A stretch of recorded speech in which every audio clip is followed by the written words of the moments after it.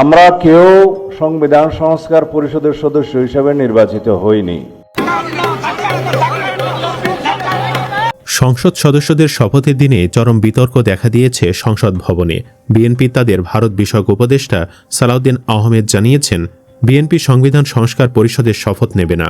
সালাউদ্দিন বলেন, জনগণ তাদের সংসদ সদস্য হিসাবে নির্বাচিত করেছেন, সংবিধান সংস্কার পরিষদ সদস্য হিসাবে মনোনীত করেন নাই। কিন্তু সংবিধানে আছে, গণভোটে জনগণের রায়ে হ্যাঁ জয়যুক্ত হওয়ায় সংসদ গঠনের 180 দিনের মধ্যে ওই সংসদ সদস্যরা সংবিধান সংস্কার সদস্য হিসাবে অংশগ্রহণ করবে। বিএনপির এই রায়ের মধ্য দিয়ে গণভোটকে এক প্রকার অস্বীকার করল বিএনপি।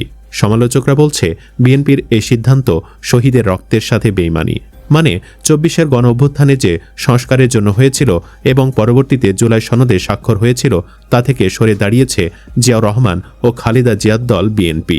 দলটির নবনির্বাচিত সংসদ সদস্যরা সংবিধান সংস্কার পরিষদের সদস্য হিসাবে শপথ নেয়নি আজ।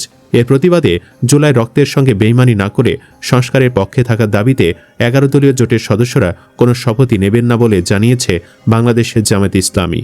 মঙ্গলবার সকালে জামায়াতের একজন সিনিয়র নেতা এ তথ্য জানান।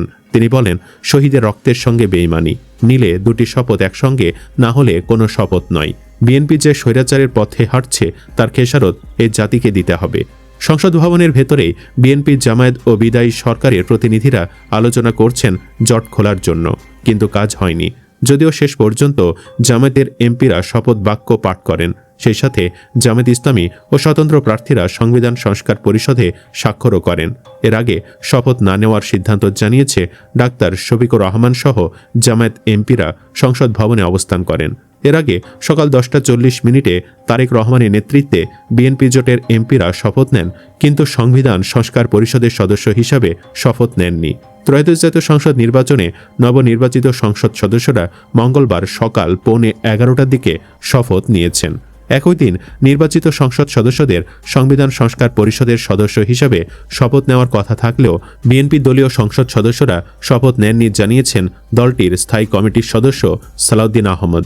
এদিকে বিএনপির সংসদ সদস্যরা সংবিধান সংস্কার পরিষদের সদস্য হিসাবে শপথ না নেওয়াকে জনগণের রায়কে বৃদ্ধাঙ্গুলি দেখিয়ে তারা তাদের ইচ্ছামতো পুরানো স্বৈরাচারী কায়দায় দেশ পরিচালনা করতে চায় বলে মনে করছে দেশবাসী।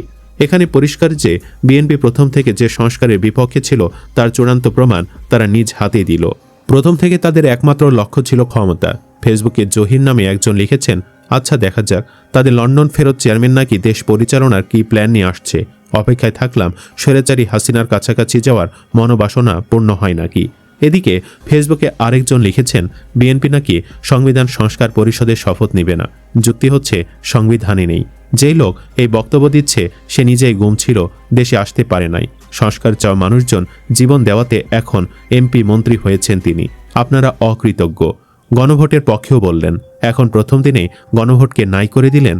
এটাই কি 1400+ মানুষ জীবন দিয়ে 25,000-এর কাছাকাছি মানুষ আহত হয়ে আপনাদের মামলা, জেল, সাজা, ফাঁসি এবং পালিয়ে থাকা থেকে দেশে ফিরে এমপি, মন্ত্রী এবং প্রধানমন্ত্রী বানানোর প্রতিদান?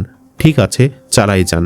মানুষ কিন্তু যার যার ফলাফল তাকে বুঝিয়ে দেয়, হোক সেটা 2 দিন আগে কিংবা পরে।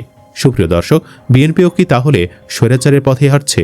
আপনার কি মনে হয়? কমেন্ট বক্সে জানিয়ে দিন আপনার মতামত। ভিডিও ভালো লাগলে লাইক দিন এবং চ্যানেলটি সাবস্ক্রাইব করুন। ধন্যবাদ।